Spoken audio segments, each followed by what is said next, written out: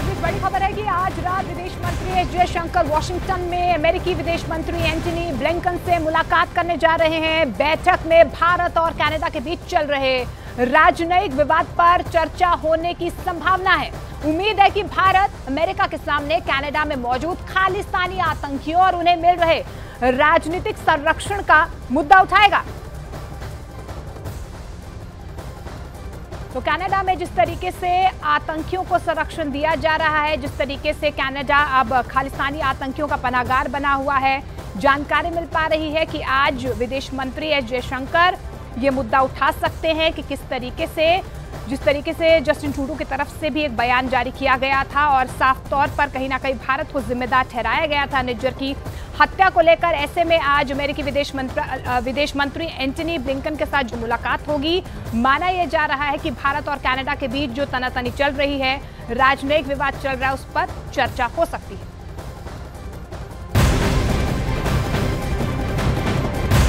और विदेश मंत्री एस जयशंकर ने अमेरिका के सामने कनाडा पर जोरदार हमला बोला है। जयशंकर ने काउंसिल ऑन फॉरेन रिलेशंस के मंच पर जोरदार तरीके से बात भी रखी है। विदेश मंत्री एस जयशंकर ने कहा कि कनाडा में संगठित अपराध की जड़ें बहुत गहरी हैं।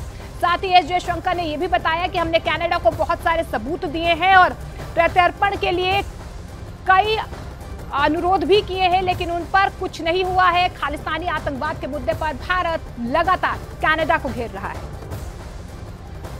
What we told the Canadians, one, we told the Canadians that this is not the government of India's policy. Two, we told the Canadians saying that, look, if you have something specific, if you have something relevant, let us know. We are open to looking at it.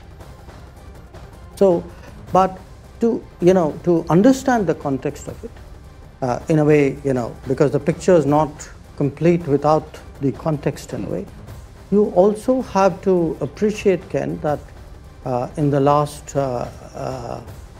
few years, Canada actually has seen a lot of organized crime, relating to, the secessionist forces, organized crime, violence, extremism. They're all very, very deeply mixed up. We have given them a lot of information about organized crime leadership, which operates out of Canada. There are a large number of extradition requests. There are terrorist leaders who have been identified. So do understand that there is an environment out there. So that is important in a way to factor in. If you have to understand what is going on out there, and our concern is that it's really been very permissive because of political reasons. अब देखिए, विदेश मंत्री S Jaishankar ने America में आतंकवाद के मुद्दे को उठाया, उनकी बातें अभी हमने आपको सुनाई दी। और विदेश मंत्री एस जयशंकर का ये जो तमाम बयान है, उसके मायने क्या है, वो भी आपको समझ चाहते हैं हम। देखिए, यूएनजीए में विदेश मंत्री ने यह कहा है कि कुछ देश अपनी सहूलियत के मुताबिक आतंकवाद का राजनीतिक इस्तेमाल करते हैं।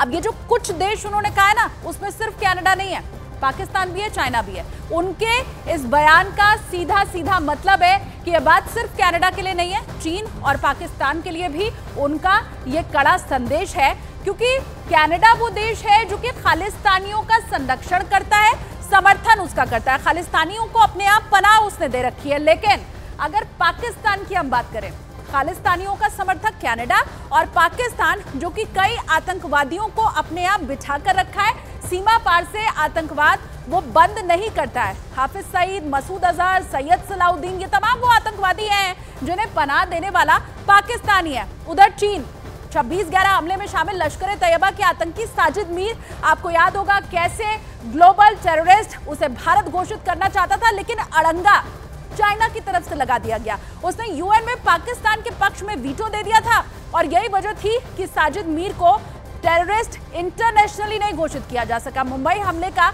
वो आरोपी रहा है और पहली बार ये नहीं हुआ था। चाइना उसके पहले भी पाकिस्तान के पक्ष में ही हर बार वोट कर देता था और यही वजह रही थी कि अब्दुल रहमान हो गया हो, मक्की, अब्दुल रऊफ अजहर, ये तमाम आतंकवादी ग्लोबल टेररिस्ट घोषित करने से हर बार रोका गया चीन की तरफ से इन्हें, और इन पर भारत में आतंक फैलाने और एयर इंडिया के प्लेन को हाईजैक करने का आरोप है।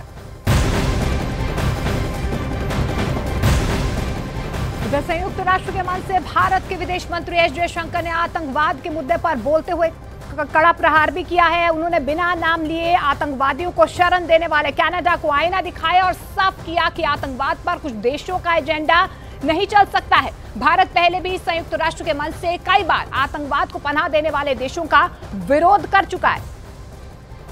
A few nations who shape the agenda and seek to define the norms. This cannot go on indefinitely, nor will it go unchallenged. A fair, equitable, and democratic order will surely emerge once we all put our minds to it. And for a start, that means ensuring that rule makers do not subjugate rule takers. अब देखिए, संयुक्त राष्ट्र संघ में विदेश मंत्री S Jaishankar ने क्या कहा वो तो हमने आपको दिखा दिया, लेकिन इसी बयान की बड़ी बातें क्या है वो भी आपको बताते हैं।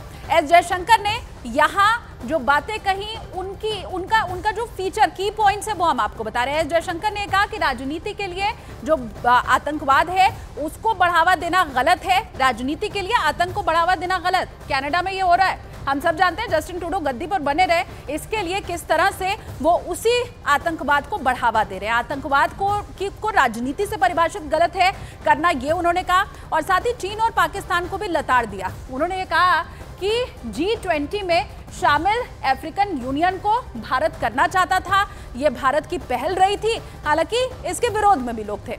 वहीं विदेश मंत्री ने अगली बड़ी बात जो कही वो ये कि चुनिंदा देशों का एजेंडा अब नहीं चल सकता है, नियम सबके लिए बराबर होना चाहिए। पश्चिमी देशों ने हमेशा अपने ही हिसाब से अपनी सुविधा के अनुकूल भाषा गढ़ने की कोशिश की है, लेकिन अब ये नहीं चल सकता है।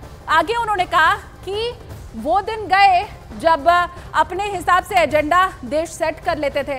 भारत की पहल से यूएन में सुधार को बल मिलेगा, ये भी उन्होंने कहा। और ये चीन और पाकिस्तान के ऊपर सीधा सीधा प्रहार था। वो यही कह रहे थे नियम सबके लिए बराबर होना चाहिए चीन और पाकिस्तान के लिए।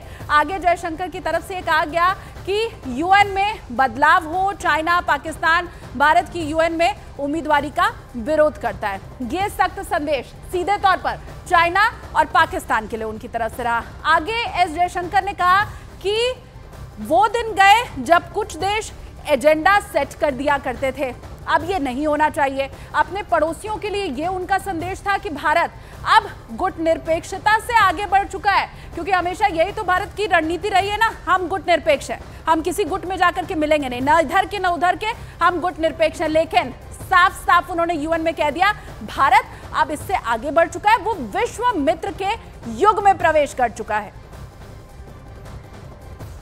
तो लगातार जो बड़ी बातें एस जयशंकर के बयान की थी हमने वो आपको बताई।